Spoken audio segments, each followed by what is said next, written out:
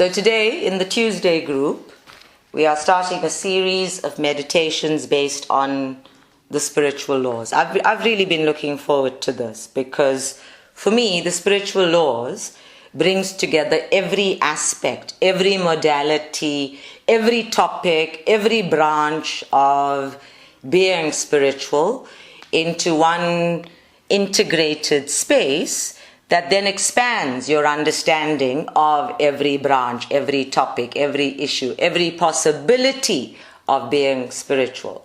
It brings all of this multi-dimensional flow of self and explains how being soul can work as practically as possible.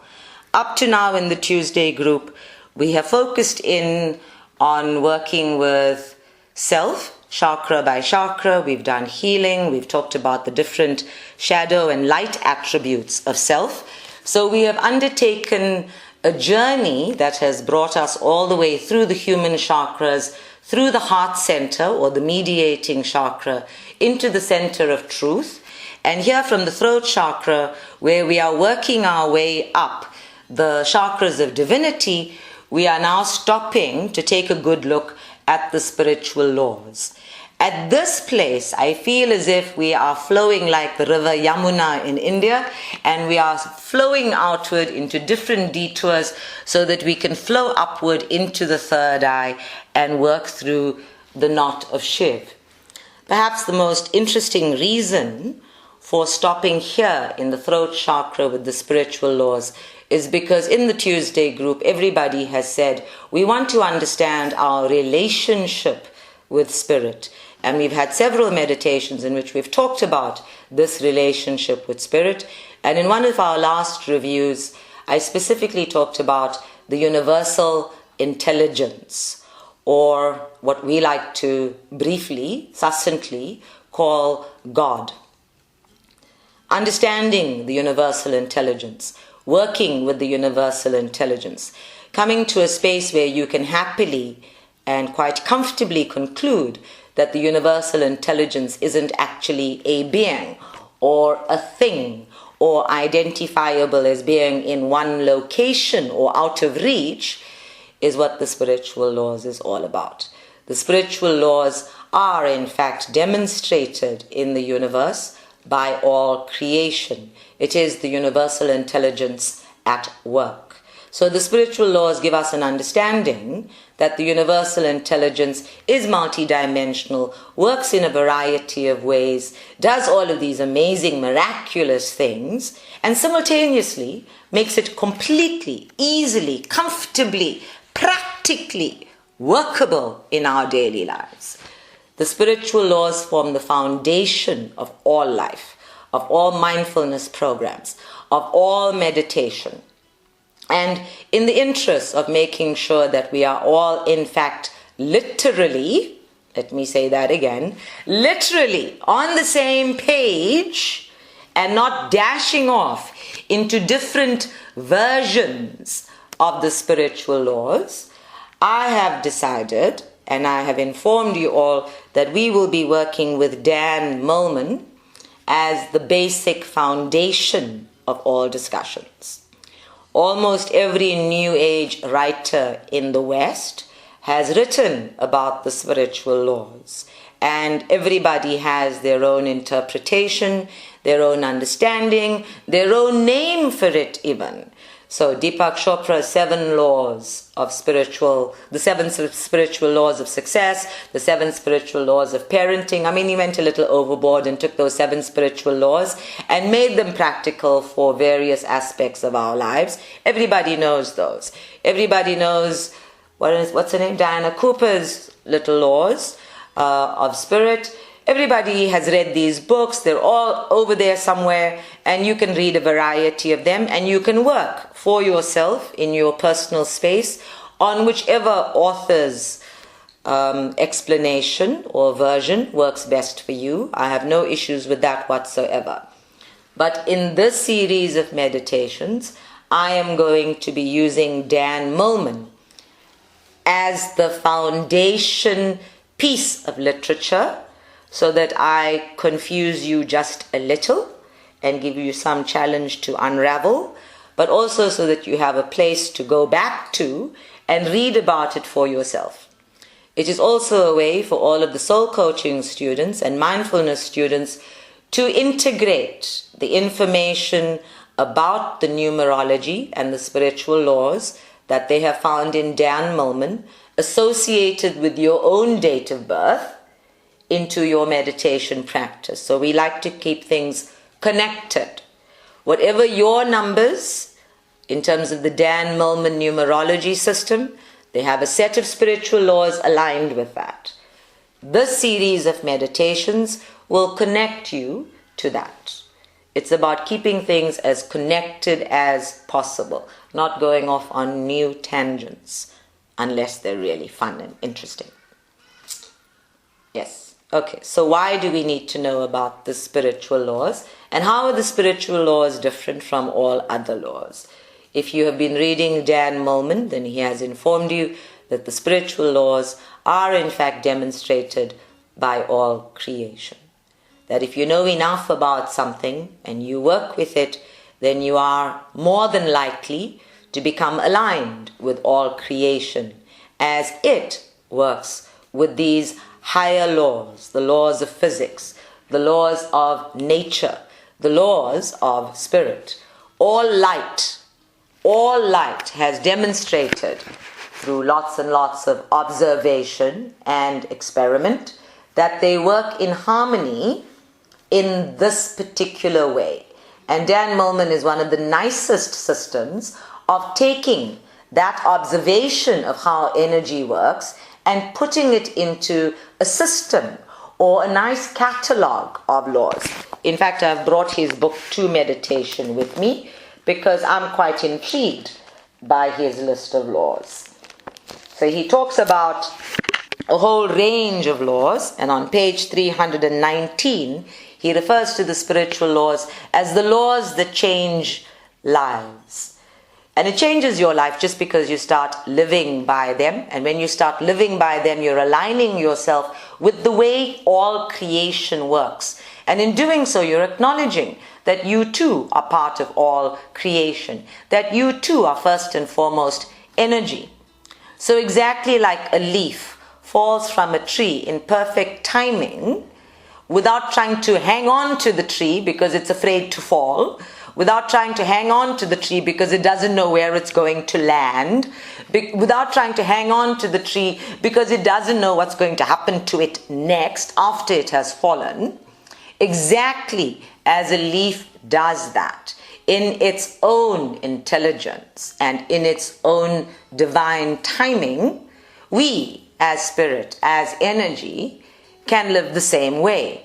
But we have reasoning minds that get in the way of us following through on what our intuitive wisdom tells us.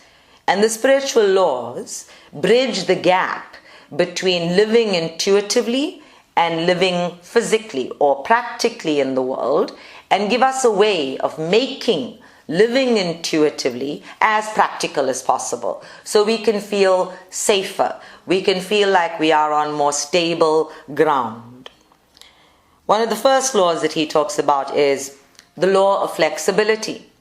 And then he has the law of choices, the law of responsibility, the law of balance, the law of process, the law of patterns, the law of discipline, the law of perfection, the law of the present moment, the law of no judgments, the law of faith, the law of expectations, the law of honesty, the law of higher will, the law of intuition, the law of action, and the law of cycles.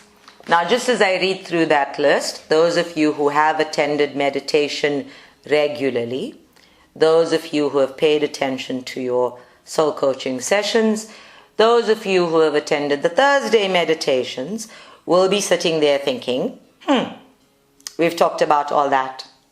We've covered all that.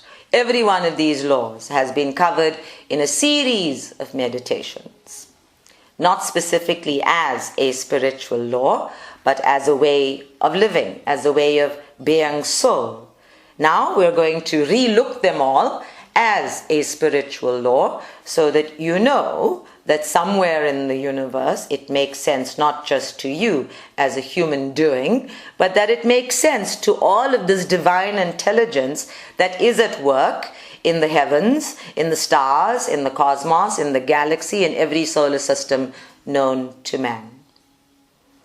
And it makes exactly the same sense in our oceans, in the depths of our earth. It makes sense everywhere where there is life. The same spiritual laws apply to plants as they apply to animals, as they apply to us.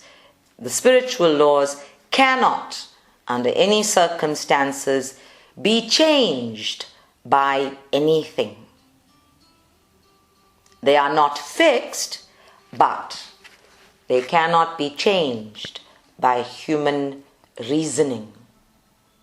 They are, in fact, an observation, nothing more than an observation about how energy is at work. It is. So when I think of the spiritual laws, I think of the Lord Husband dancing, and I think about how that universal intelligence just is. It works. And it works so beautifully. It fits everything into it so well, like the most perfect jigsaw puzzle, and all of the pieces, as whimsical as they may be, fall into place perfectly, in complete harmony with each other, to give you the big picture. And if you change one piece, the whole jigsaw puzzle is incomplete. It is no longer fulfilled. It is no longer perfect. So the spiritual laws keep all of the universal intelligence, or demonstrate that the universal intelligence works perfectly. And we, with all of our wonderful reasoning, with all of our capacity to mess up royally, cannot change those laws. You cannot lobby government to put in a clause or an amendment. These laws are inviolable. You can violate them, but you cannot change them. And when you violate the spiritual laws, there is no punishment offered by the universe. This is important because in laws here, not in laws like the people you get married into a family with, but in the law as we know it, in our land, in our nation, under our constitution, those laws created by our reasoning, from our limited knowledge of each other, come with punishment for being violated. They are there to maintain a particular set of behaviors. And more often than not, they require policing. They require some external body to enforce them. The universal laws requires no such thing. The cycles of life maintain themselves. Whether you like it or not, they maintain themselves. Flexibility is required of you, but the universal flexibility flows, it works, whether you tune into it or not. And if you resist that flexibility, well, it continues to work. It doesn't punish you. It gets on with it without you. One of the things that the spiritual laws makes very clear is that you are not the center of the universe. And in doing so, the spiritual laws bypass, they completely ignore. They are not in the least bit interested in human ego. So the one thing that makes living the spiritual laws incredibly difficult for human beings is ego. This is why so much of our spiritual practice is aligned with suppressing or managing the ego self and coming into alignment with the soul self. Just that process is about coming into alignment with spiritual law. Spiritual law also applies equally. It does not apply more to this group than to that group. It does not apply more to human doing than plant doing. It applies equally. There is no bias in spiritual law. And spiritual law holds sacred contracts to be true. It holds them in a space of truth. In our normal human laws, any contract or agreement is subject to interpretation. In spiritual laws, there is no interpretation. The agreement is a truth. I choose to be born. This is a truth. Whatever interpretation the human ego likes to place on it, for spiritual law, it is the basic understanding of the implementation of free will. I choose. And the action I choose is becoming incarnate. The minute I choose to be incarnate, I am at once subject to all of the spiritual laws as they apply to being in a body. And of course, the irony is that the only place we need to be reminded about the spiritual laws is when we are in a body, incarnate, working with our reasonable selves and being thoroughly unreasonable from our ego selves. The spiritual laws have no room for toxic behaviors. They have no room for guilt and pride and vengeance. They have no room for things like judgment. They make room, they uplift those things that come from love, such as grief and sorrow, remorse, regret. Anything that comes from love, the spiritual laws uplift it. Even if it is in a sad or shadow side of human doing. But if it comes from fear, if it comes from any kind of toxicity or negativity of the human ego, then it automatically falls into the category of being against spiritual law. This is the other basic about the spiritual laws, that they seek, or they are by their very nature, empowering. They take us closer and closer to being our authentic selves. Now I want you to understand something about the universe. It has never sat down. Imagine for a moment the universal intelligence going, let me give you a manual. It has never sat down and intellectualized. Is that a big enough word for you? Yes. It has never sat down and intellectualized or analyzed itself and said, here are the laws, live by it. It's never done that. We, in our desire to understand how the universe works, how being spiritual works, what is the best possible way for I, the soul, to interact with all life around me, in our desire to answer those questions, we have created this list, this understanding called the spiritual laws. And they come from aeons and aeons and aeons of teaching. Every one of the teachers who has brought forth this information about the spiritual laws has come from a space of love. And they make it very clear in their teachings that all of the spiritual laws ultimately come down to that one human vibration that we experience both as soul and human, called love.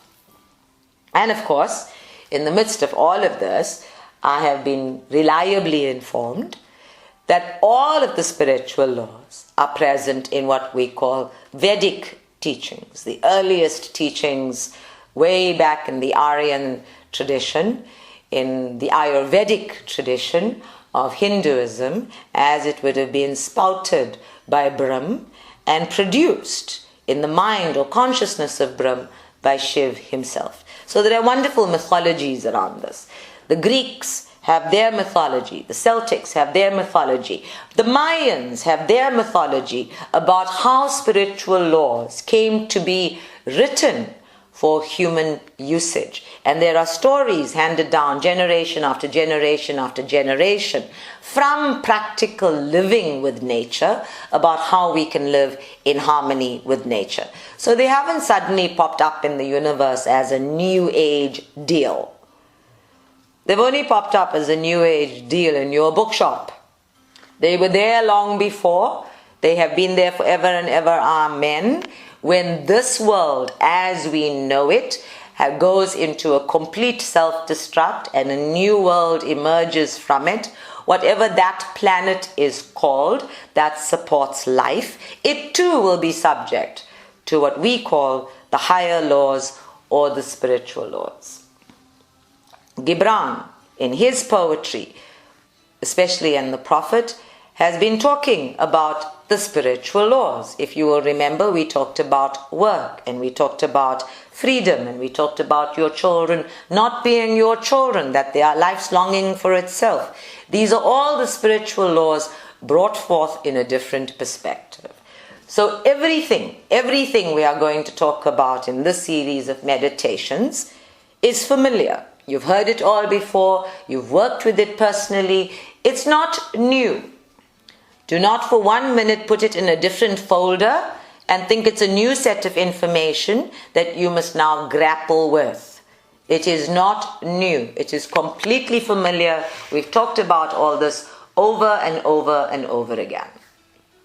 So just sit there quietly for a moment and think about all of the times in which we've talked about how the universe works with its own intelligence, and that our job as soul, doing human, is to align ourselves with that intelligence with a clear intention. Clear intention.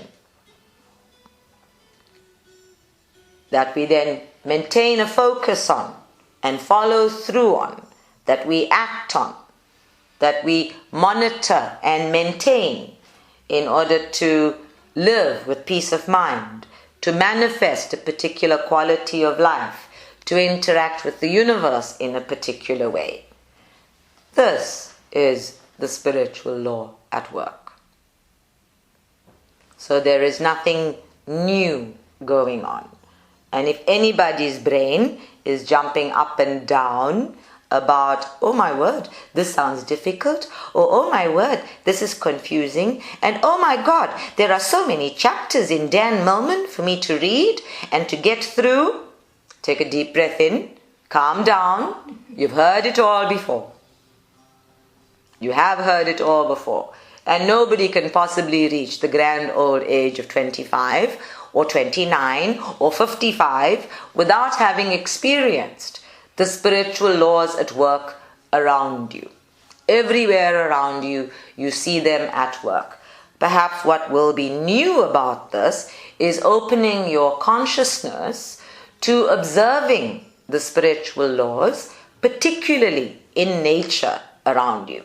We are accustomed to being in spaces of natural beauty and appreciating that beauty and feeling the serenity of it and feeling how much calmer we can be in it.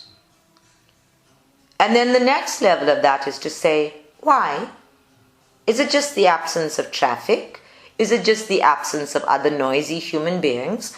Or is it that the space itself is working with this beautiful intelligence, that the flow in the space itself, where there is no human hindrance, where there is no overthinking, where the intelligences of all of those natural, creative soul aspects of God are manifest, is working so beautifully that you can feel that beauty, you can feel that harmony, you can feel that connectedness, and to you it becomes that feeling of peace, serenity. Is that what's really going on when you hug a tree, for example? Or if you stand on a mountain and you breathe in deeply and you feel somewhat aside, apart from all the craziness of the world, because you've stepped into a flow that is universal intelligence at work. For the people who have children, the spiritual laws apply to creating something within your body. For the people who are sick, the spiritual laws apply to creating something within your body. Because the biggest of the spiritual laws, as we talk about it every time, is as within, so without. As above, so below. I am creating within myself by living by, or by not living by, the spiritual laws. When I go against the laws of energy, I go against the essence of myself as energy. We've talked about how everything happens energetically first. That you can have an entire conversation with somebody energetically without actually having to talk to them physically. I know. Okay. Funny story. I was at Checkers recently, and as usual, standing in a queue, and there was a man behind me, and I heard him say, "Ooh, she looks like she's just asking to be raped," and my feminist self got upset.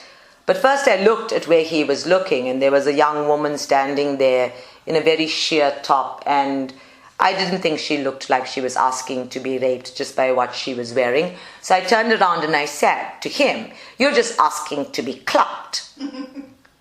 And he stepped back from me with this look on his face of complete surprise. And for a split second, I thought maybe he was surprised that I would say this, or maybe he was surprised because he didn't know he'd said it out loud. But later, when I was telling Charmaine and Oliver the story, I thought, oh, hang on, maybe he hadn't said it out loud. Maybe I just heard him think it. Anyway, after this whole story, I went to sleep, like I normally do, like most people do. And I had this wonderful dream where I'm standing at Checkers and in the queue, and everybody is standing in the queue, and some people are talking to each other, but mostly people stand in a queue at a retail and they don't talk to each other. They don't make connectedness. They don't even smile at each other. So here I am, and I can hear somebody say, "Nice hair," and I turn to see who's talking about me, but not to me. But nobody's talking. And then I can hear other people saying nice things. Some of them were saying nice things about me. Some of them were saying nice things about other people. Just general observations. And then I really started to tune in because there were all these lovely compliments about my hair and my outfit and my lovely engagement ring. And I said to Charmaine, on the physical plane, in reality, when I'm wide awake, I don't actually care what other people think. But here in my dreams, I was so thrilled, and I was tuning in to more and more compliments. And it was so nice to be able to hear people saying or thinking nice things. And then I was severely disappointed because I got up and all of the nice compliments dissipated. But after this dream, now when I go to a retailer, I kind of listen in. What are the people in the queue saying? What's going on energetically around me? And you can hear people grumping and complaining in their heads. You can hear people making observations about other people. You can hear them muttering about the cashier under their breath. And some of them, you can even hear their brain on stammer mode. Like they're not quite certain what they're thinking, and they're overthinking. So there's a thought, and then before that thought is finished, there's another thought. And then before that's finished, there's another thought. And you think, oh, okay. This is the craziness of the world I live in. And then it is wonderful to able to shut that out and get back into a nice quiet zone where other people's thoughts and other people's observations or opinions or judgments or compliments about what is happening is just there, just outside of self. It's a lovely practice, so when you're out and about, try it.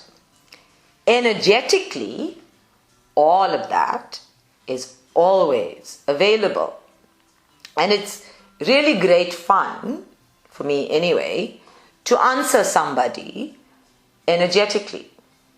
My guides then had a huge giggle at me because I thought this was such an awesome thing. And they went, you've been doing it for years. You tell everybody to come to a session with a list of questions. And they sit down, they don't even open their notebook, and you launch into these are the priorities, and you do the whole session, and you say any questions, and they look at their notebook and they go, oh, I think you've answered them all. I think you've covered everything. But if we've got time, can I ask a totally different question that I didn't write down? And you go, no, we've covered that as well. Remember we mentioned that over there. So it doesn't become conscious until somebody points it out to you that actually you've been doing that all along. It comes perfectly naturally. Why are you so excited now because you've made it a headliner in your thoughts, or you've suddenly underlined it as a thing that's happening? And we know why we do that. It's because suddenly I have focused my attention there and I can see it clearly, and it feels as if I have acquired a new skill because I've been taking it for granted all along. I've been taking everything I know for granted all along. I've been taking the way I work naturally in the world for granted all along. And under spiritual law, we take nothing for granted.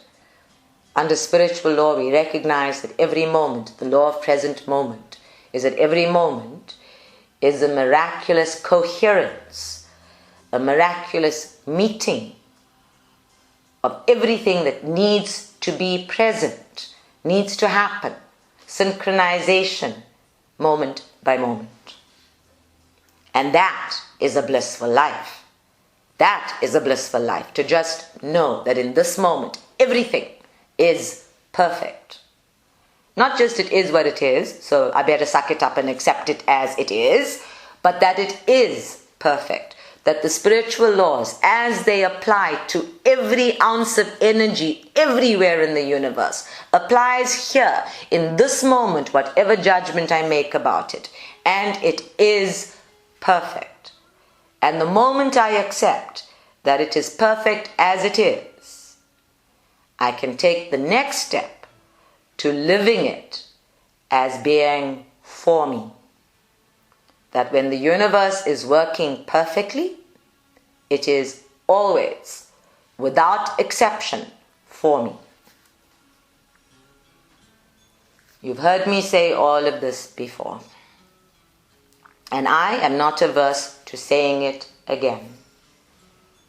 The universe conspires, co-spires, inspires for my highest good and the highest good of all parties concerned. Where we hit a snag is when we think we are so significant in the universe that it is all about me, and we slide into ego. So when the universe conspires for my highest good and the highest good of all parties concerned, we must stop and not take it personally. We must stop and recognize that even as it is serving me, it is serving my interaction with everything, with all beings, in accordance with the very same laws demonstrated by the universal intelligence. And that is the flow. That ultimately, when the universe is conspiring for you, it is conspiring for a universal intelligence that maintains all life. And this is the basic understanding of why it cannot work against you. It cannot pick you out of the crowd. It's like the universe stopping and saying, oh, that little grain of sand on that particular beach, on that particular country, in that particular continent, give me that grain of sand so I can beat it up and assault it for the rest of its life and make sure that it has a horrible existence. Only humanity is that petty-minded. The universe doesn't do that. It doesn't pick out a drop in the ocean and say, you are going to be poisoned for the rest of time. You are going to suffer. The universe doesn't work that way. We know it doesn't work that way. The human brain might work that way, but nothing energetically works that way. So, for yourself, I want you to get a sense of how have you already been living the spiritual laws, and how do you work with them? Where is your resistance to them. Is there a thought in your mind that pops up regularly that says, as above, so below? What's going on here? Should I just take a deep breath in and check this one out? Because it is that mindfulness that keeps us in check. That mindfulness that awakens us to the possibilities and the potential of the moment. And then, of course, for each of us, we are challenged in our purpose or challenged in our evolution by specific spiritual laws. I like that Dan Millman makes it so clear that our personality or character or just the way we are being in the world is served on a practical level by the spiritual laws if we allow ourselves to use them, if we allow ourselves to tune into them and work with them as a way of becoming more ourselves as soul and becoming less ourselves as ego. And this, of course, is what the spiritual life is about. Becoming less of this and becoming more of that, and in doing so, counting your losses as blessings. Because you really can't lose anything at all. Energy is never lost. It never dies. It is constantly, what was the word? Transformed, right? Transformed, transmuted. Everything is transient.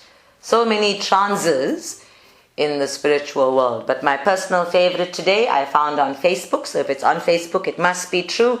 I'm not fat, I am trans-slender. Which is a new one. So, lighten up, people. The spiritual laws are not heavy. They are not mind-boggling. They are not crazy. They are, in fact, very anchoring. Is that a butterfly flying around? Or a moth flying around in the meditation room?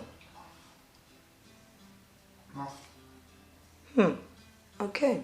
All right. Let us meditate.